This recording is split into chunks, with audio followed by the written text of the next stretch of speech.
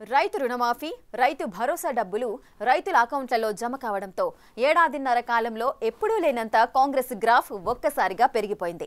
అన్ని నియోజకవర్గాల్లో రైతులు కాంగ్రెస్ లీడర్లలో కలిసి సంబరాలు చేసుకోవడంతో స్థానిక సంస్థల ఎన్నికల ముందు అధికార పార్టీ శ్రేణుల్లో కొత్త జోష్ కనిపించింది. అయితే కరీంనగర్ జిల్లాలోని ఓ నియోజకవర్గంలో మాత్రం స్థానిక సంస్థల కార్పొరేషన్ ఎన్నికల సందడి లేకుండా పోతోందట. అక్కడ పార్టీని ముందుండి నడిపించే నాయకుడే లేకుండా పోయాడట. ఇంతకీ ఆ నియోజకవర్గమేది, అక్కడ పరిస్థితికి కారణమేంటి? స్థానిక సంస్థలు, మున్సిపల్ పోల్స్, కార్పొరేషన్ ఎన్నికల నిర్వహణకి కాంగ్రెస్ ప్రభుత్వం సిద్ధమవుతుంది. కానీ కరీంనగర్ జిల్లా కేంద్రంలో మాత్రం కాంగ్రెస్ పార్టీ పరిస్థితి అస్తవ్యస్తంగా ఉంది. వర్గపోరు, కుమ్ములాటలతో పార్టీకి జిల్లా కేంద్రంలో జవసత్వాలు ఊదే నాయకుడే కరువైపోయారు. పార్టీ పరిస్థితిని చక్కదిద్దాల్సిన ఎమ్మెల్యేలు, మంత్రులు మాకెందుకులే అన్నట్లు మిన్నకుండిపోతున్నారు. ప్రత్యర్థుల బలాలు, బలహీనతల్ని పసిగట్టి కథన రంగంలోకి దూకాల్సిన సమయంలో అంటీ ముట్టనట్లుగా వ్యవహరిస్తున్నారు. ఒకవైపు స్థానిక సంస్థల ఎన్నికలు సమీపిస్తూ ఉన్నా నేతల తీరు మారడం లేదు. గ్రూపులు, విభేదాలతో కరీంనగర్ కాంగ్రెస్ క్యాడర్ సతమతమవుతుంది.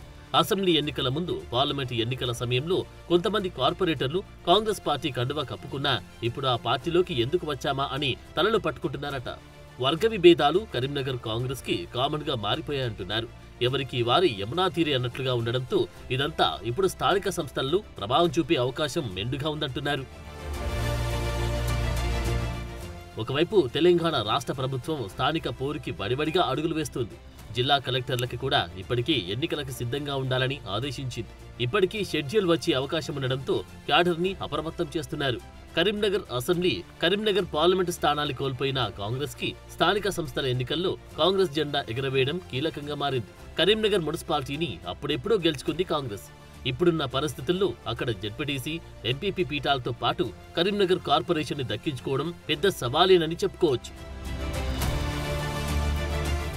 గత 10 ఏళ్లలో కార్పొరేషన్లో కాంగ్రెస్ సింగిల్ డిజిట్ కే పరిమితమవగా జెడ్పీటీసీ, ఎంపీపీలను ఈ 20 ఏళ్లలో గెలవలేకపోయింది. ఈ నేపథ్యంలో లోకల్ బాడీ ఎన్నికల్లో ముందుండి నడిపించేది ఎవరు అనేది $1 మిలియన్ ప్రశ్నగా మారింది. వాస్తవానికి లోకల్ బాడీ ఎన్నికల ఫలితాలు అధికారంలో ఎవరు ఉంటే ఆ పార్టీకి అనుకూలంగా వస్తాయి. కానీ కరీంనగర్ నియోజకవర్గంలో మాత్రం సీన్ రివర్స్ గా ఉంది. మెజార్టీ స్థానాలు దక్కించుకోవాలని బీజేపీకి చెందిన కేంద్ర మంత్రి బండి సంజయ్, కరీంనగర్ బీఆర్ఎస్ ఎమ్మెల్యే మాజీ మంత్రి గంగుల కమలాకర్ సవాల్గా తీసుకున్నారు. కానీ కాంగ్రెస్ పార్టీ పరంగా మాత్రం ఇప్పటి వరకు ఓ మీటింగ్ లేదు, సమీక్షా సమావేశం లేదు. ఇప్పుడు ఉమ్మడి కరీంనగర్ జిల్లాలో 3 మంత్రులు, ఎమ్మెల్యేలు ఉన్నా కరీంనగర్ జోలి మాకెందుకులేనని వారి వారి నియోజకవర్గంపై ఎక్కువ దృష్టి పెడుతున్నారు. మంత్రులే చక్కదిద్దే ప్రయత్నం చేయకపోవడంతో జిల్లా కాంగ్రెస్ అధ్యక్షుడు కూడా తన నియోజకవర్గానికి పరిమితమవుతున్నారు. ఏడాదిన్నర పాలనని రిఫరెండంగా తీసుకుని తమ నియోజకవర్గంలో ఎమ్మెల్యేలు సమీక్షా సమావేశాలు నిర్వహిస్తూ ఉన్నారు. స్థానిక సంస్థల ఎన్నికల్లో మెజార్టీ స్థానాలు గెలవలేకపోతే తమ పట్టు కోల్పోతామని పార్టీ శ్రేణులను ఎన్నికలకు సిద్ధం చేస్తున్నారు. అయితే కరీంనగర్ లోక్సభ, అసెంబ్లీ స్థానాల్లో మాత్రం ఆ పరిస్థితి కనిపించడం లేదు.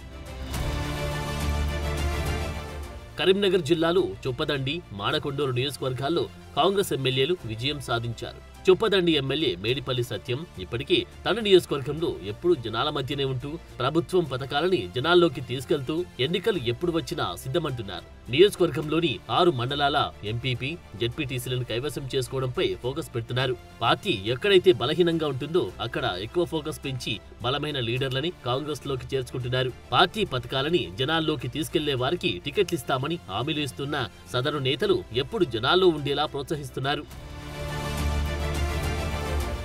ఇక మానకొండూరు నియోజకవర్గం ఎమ్మెల్యే కంభంపల్లి సత్యనారాయణ కూడా స్థానిక సంస్థలపై ఫోకస్ పెట్టారు. రిజర్వేషన్ల ప్రకారం ఎవరిని బరిలో దించాలన్నది ఇప్పటికే క్లారిటీకి వచ్చేశారంట.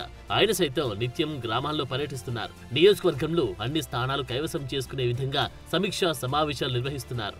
ఇక హుజురాబాద్ కాంగ్రెస్ నాయకుడు ఒడితల ప్రణవ్ కి ఇప్పుడక్కడ స్థానిక సంస్థల్లో జెండా ఎగరవేయడం కత్తి మీద సామే అని చెప్పవచ్చు. అక్కడ బీఆర్ఎస్ ఎమ్మెల్యే కౌశిక్ రెడ్డి తన పట్టు నిలుపుకోవడం కోసం తీవ్రంగా శ్రమిస్తున్నారు.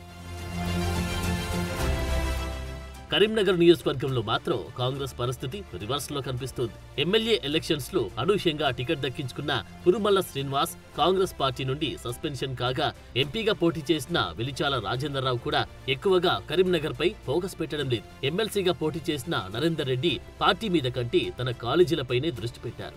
ఇక సుడా చైర్మన్ గా ఉన్న నరేందర్ రెడ్డి కూడా కాంగ్రెస్ పరిస్థితిని చక్కదిద్దే ప్రయత్నాలు చేయడం లేదు. ఇలాంటి పరిస్థితుల్లో స్థానిక సంస్థల ఎన్నికల్లో పోటీ చేయడానికి అభ్యర్థులు దొరకని పరిస్థితులు ఉంటాయని కాంగ్రెస్ క్యాడర్ తెగ బాధపడిపోతున్నారు.